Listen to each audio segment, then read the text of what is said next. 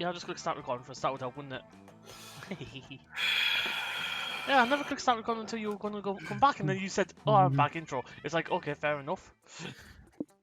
Right, 2 players, medium game.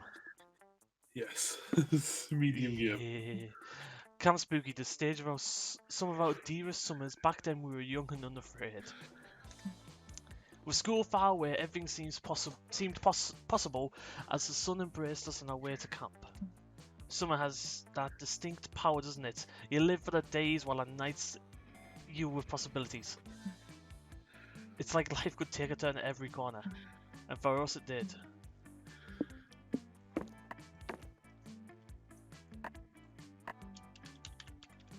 He's coming back. Whoa. Okay. What the? Chest 2!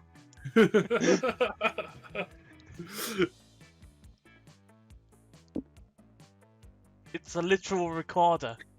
50 too many crosswords. Well, we all know who made that fucking recorder. No, I'm gonna go with the Iron Maiden sleeping bag, the Shades on Fire, Wow, literally take me glasses away, don't you?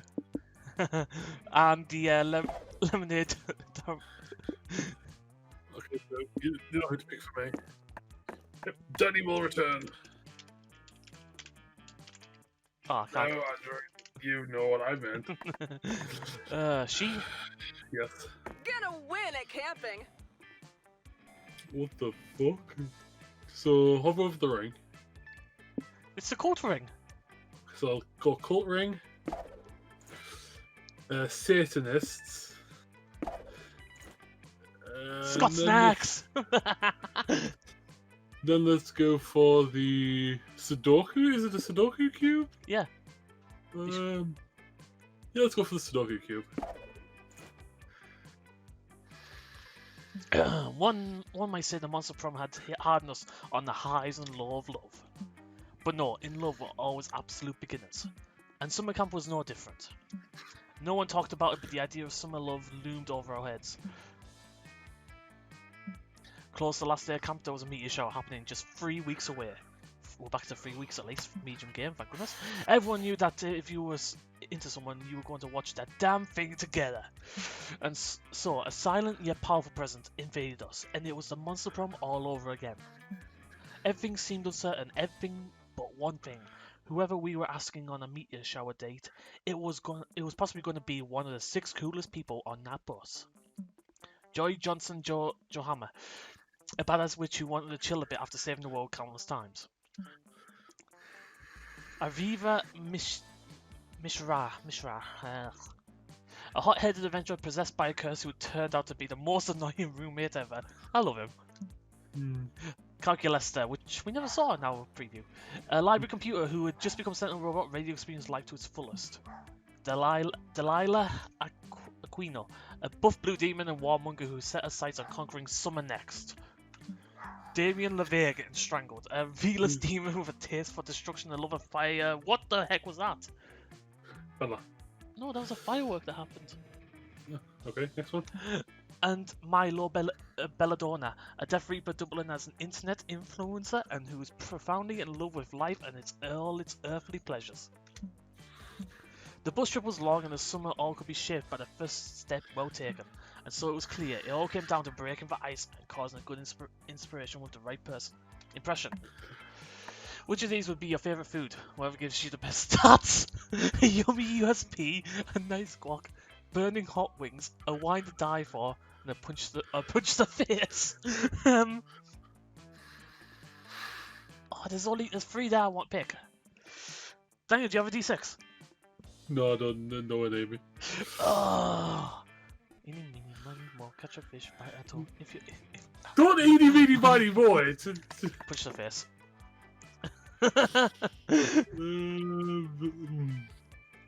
You know what? Let's go for the.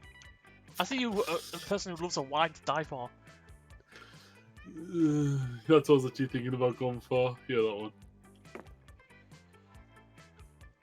It's a melody. I get Delilah.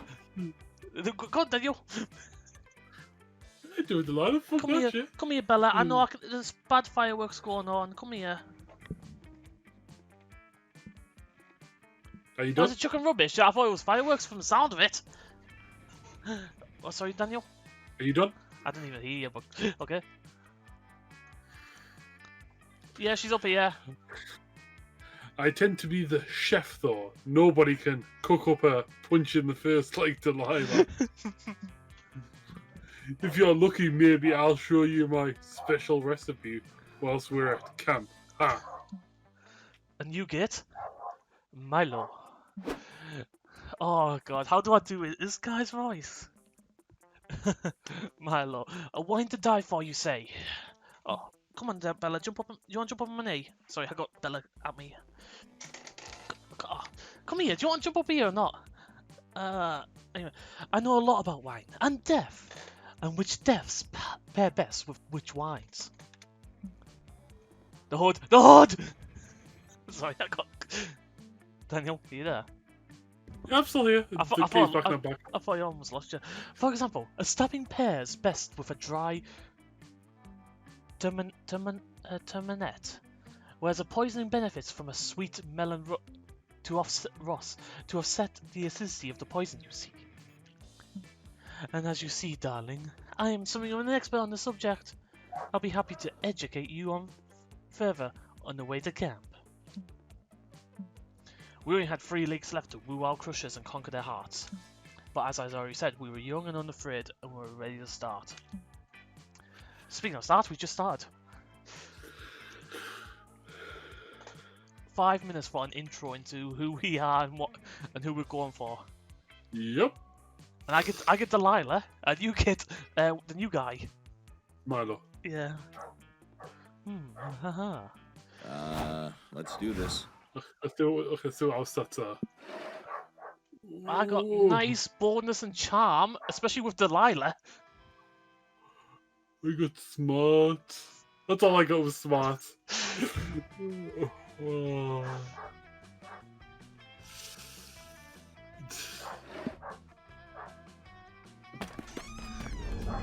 That day in a haunted manor, a little clown man rides a tricycle up to you and asks if you would like to play a game. Cool, you love games. You should suggest Monopoly or Scatter Glories. The clown man tells you to find the exit key in an hour, or he's gonna rip all your skin off.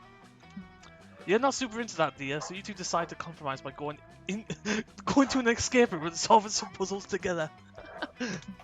It's lots of fun, but you didn't gain fun here. You came +2 boldness instead. Later, you find Delilah punching a rock. This would normally be pretty standard, but you realise her expression has a shade of sadness. You go ask if she's okay.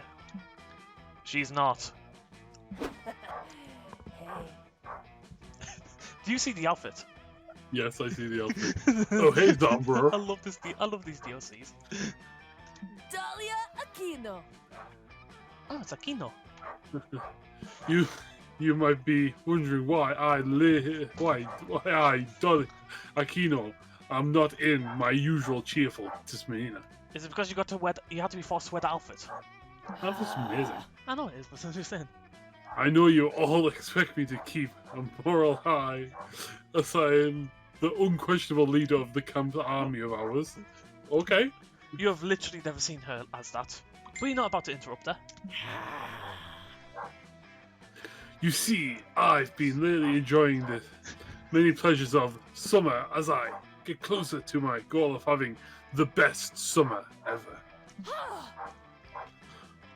But might all these pleasures be making me weak in the process? This is a takeover.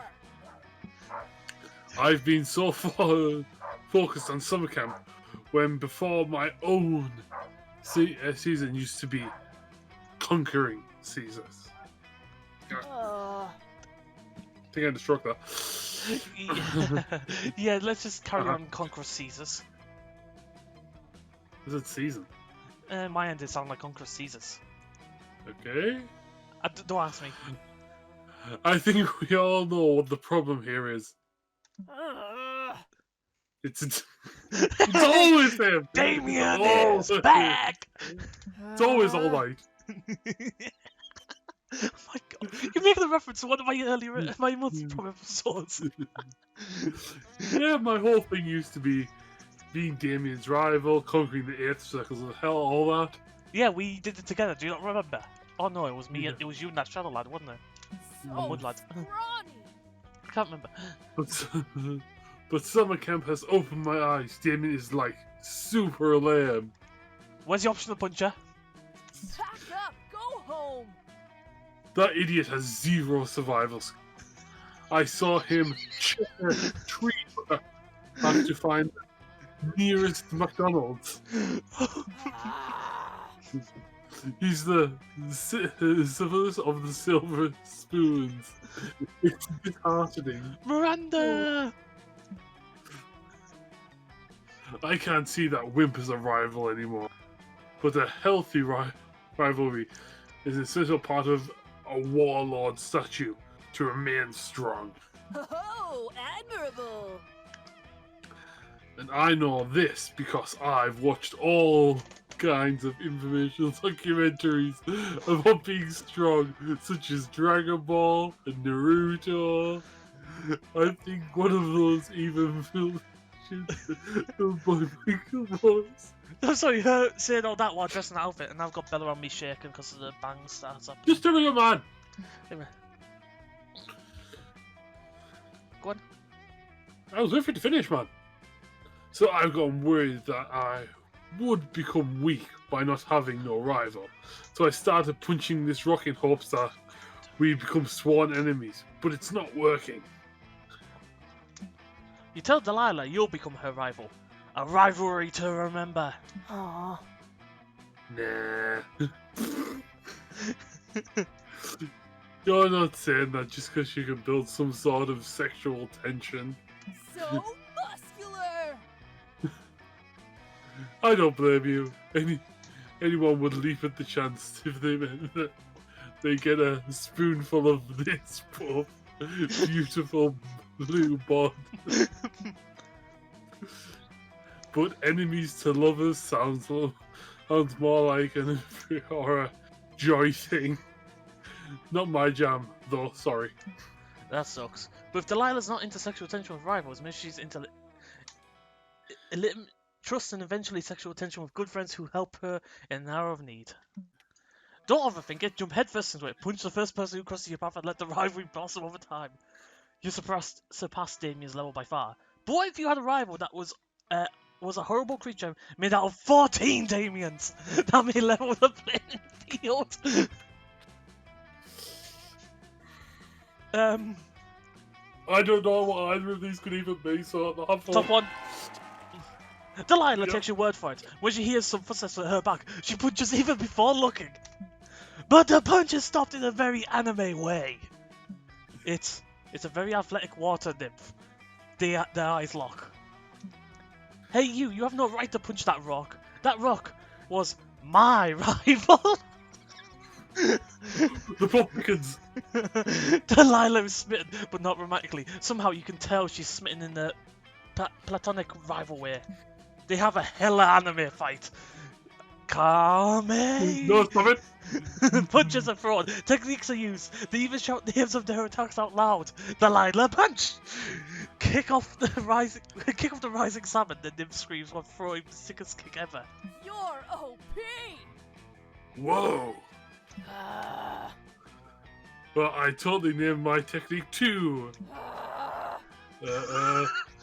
Headbutt of the Rising Delilah. That's also a kick, but who are you to judge? You're not half bad. Dahlia!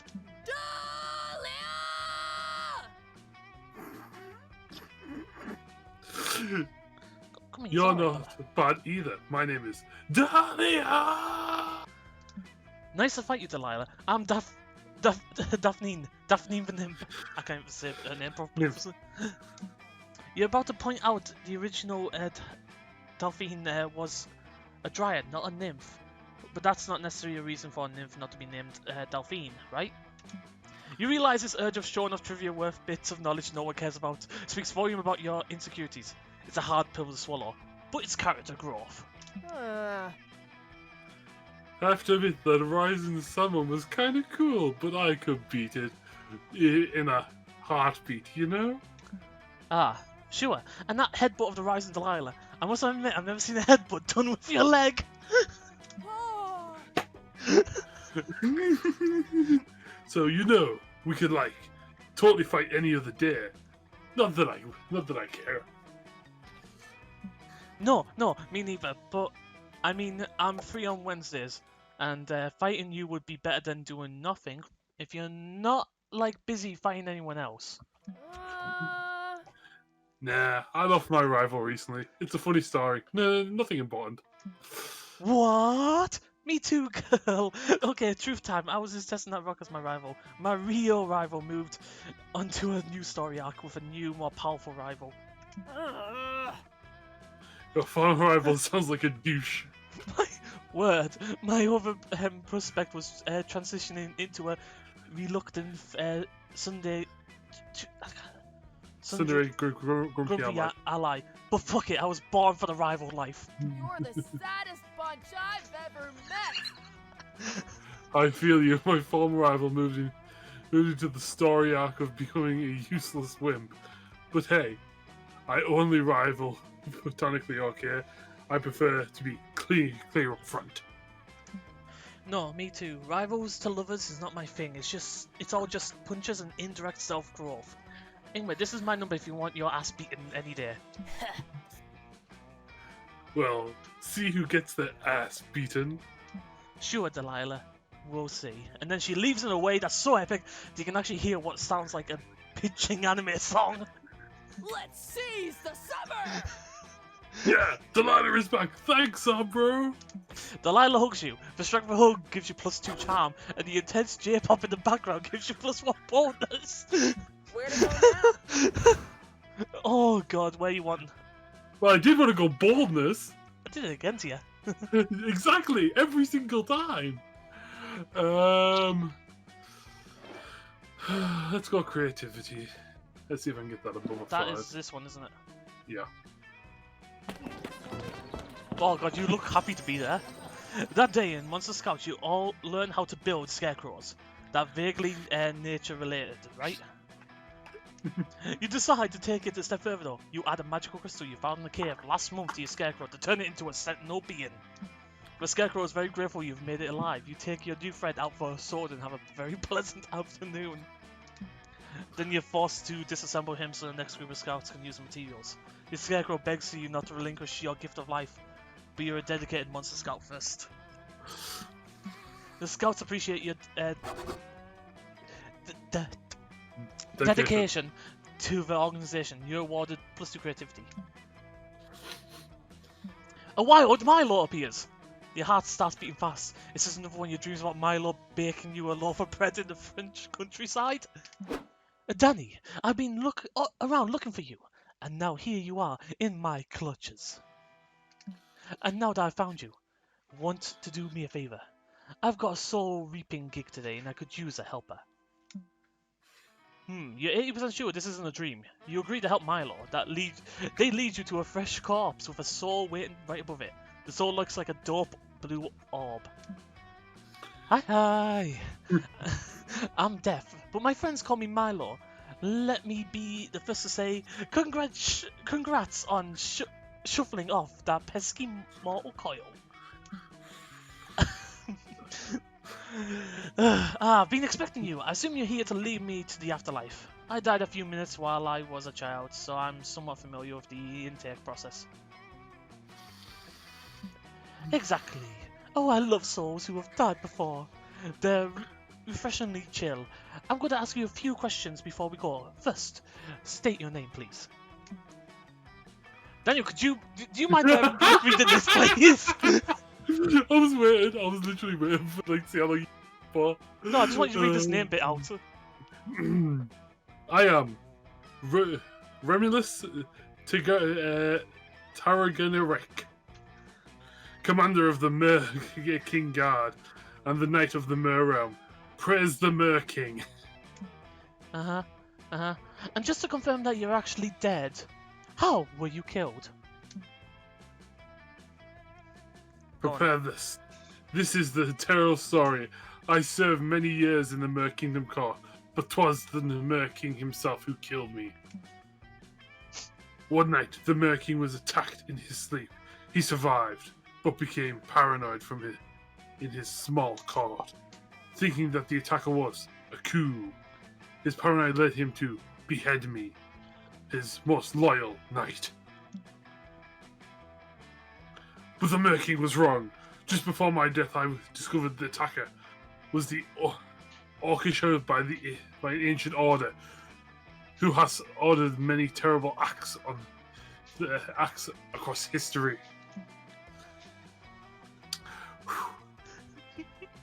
Just went for all this to thus an order is known as the Masters, and thus execute their his plans. They chant Masters, Masters, Masters, but they spell it with a Z, thus horrifying beyond belief. And I held it. Sorry, it's just stupid. To notice that the Masters have been quite.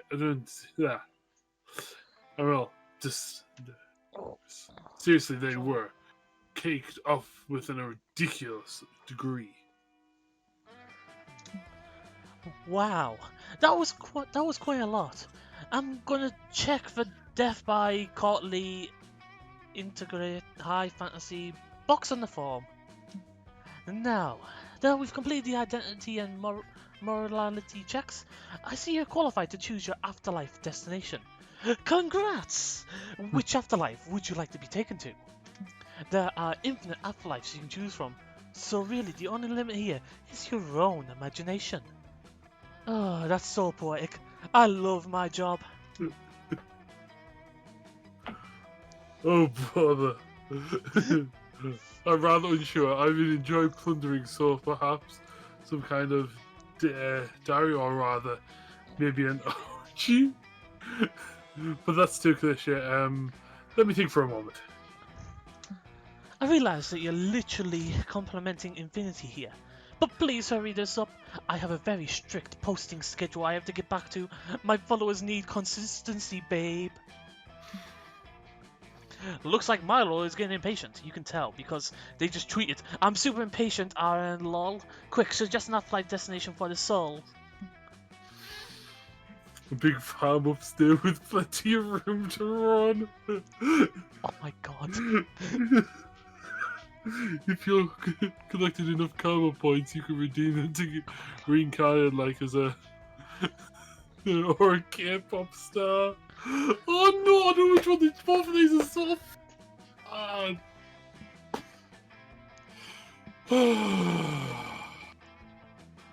Fuck it, top one. Top one, okay. Yeah. Not so fun. Ah yes. Really, it's my fun. So it must have been something that was either higher or the exact same level. So charm, creativity, or smarts. I hate Monster Prom. I do absolutely hate fucking Monster Prom. Well, lucky enough we're not playing Monster Prom, we're playing Monster Camp. Sorry, Billy, you're starting to slip off my legs. Monster Camp. Ah, yes, the big farm upstate. Technically, it's where all the dogs go when they get old or sick, but I can pull a few strings and get you on the guest list if you're interested. The soul grows a bright shade of blue. An afterlife? That's just me and a bunch of dogs? That sounds like heaven. Take me there, please. I rejoice that I shall be the eternally petting season and tree giving season and walkies. I'm happy you're happy, little one. Off we go then on this charming pastoral adventure. On your way to the big farm offsite, you pull Milo aside. You ask him if it's possible that your child dog, Kibbles, is at this farm. Kibbles. What a strangely pedestrian name for a dog. You should have gone with Moonbeam or Mr. Hamptons. Anyway, yes, I imagine he'll be there, dear. OMG, if this is true, you and Milo arrive at the farm and drop off the soul. The place is full of doggos, and you look around desperately. And look, there's Kibbles, your old dog. You're overcome with emotion. You run up to Kibbles, excited to finally reunite after 12 years. Kibbles stares at you confused. You realise that, oh my god, Kibbles doesn't recognise you. Your childhood dog doesn't recognise you. You stand in front of Kibbles, speechless and dumbfounded, and intensely heartbroken. Kibbles wanders off. You watch him run around the farm. Looks like Kibbles has a new family now. He's got a husband, dog, and 3 puppies. 3 puppies. Wait, the dogs can have their own puppies? What are the rules on this fucking farm? It's clear that Kibbles has moved on. He's forgotten all about you and your precious childhood together. You have never felt such profound anguish. You weep openly. You stare madly, chasing Kibbles around the farm, begging him to remember you. Oh, Danny, my God. you need to pull yourself together. There's nothing more off-putting than begging someone to like you, even if that person is actually a dog. Oh my I'm sorry, but you God. can't be seen with someone like this desperate. There, I said it. Now I'm leaving, you blubbering pool of emotional vulnerability. You're left alone at the farm. After weeping for 3 hours straight, you realise that you have no idea how to get back to camp. Kibbles is the only dog you know around here. You ask him how to get back, and it's still super awkward between you and you two. Also, Kibbles is a dog. Dogs can't give directions. You wander heartbroken aimlessly for days. The warm sunlight in your childhood memories has been ruined, which makes you lose -2 charm and -1 boldness. Everybody, choose a fictional character. Kibbles. Hunter. It's decided on which fictional character will be the best campaign. We're cleaning up fucking Kibbles! So, Hunter? Clearly! They're fucking Kibbles at the bottom. Here we go. Can I Where just to next? skip turn and take a nap? All of my characters. Can I just skip turn and take a nap? I wish I could, mate. I wish I could.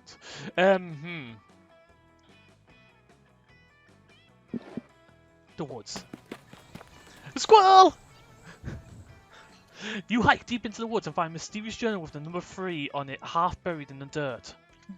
Inside is tons of information on local monsters and how to defeat them. It covers gnomes, psychics, time travelers, Illuminati-shaped demons. What a boring journal. Where's the drama? Where's the inner thoughts, the insecurities about school crushes? Whoever wrote this journal knew nothing about how journals work. You gain no fun from this, but you surely gain +2 smarts. Boring. Later, you happen upon Delilah washing a car in the middle of camp. Why? How did she even get a car in the middle of camp? Hey! Hey, it's original Hey, Delilah. Pepper, I could see your face at the questions. There is wise burning in your heart. What does washing a car have to do with working out? Not quite, but sure. That's a good place to start, isn't it? Well, it's because I am camping. Retreat doesn't mean I can't go soft. That's what my enemies want from me. Okay? I must find an alternate way of maintaining my ripped abs. You're OP!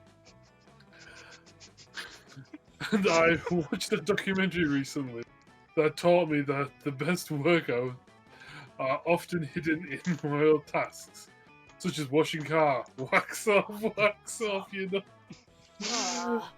Oh my god.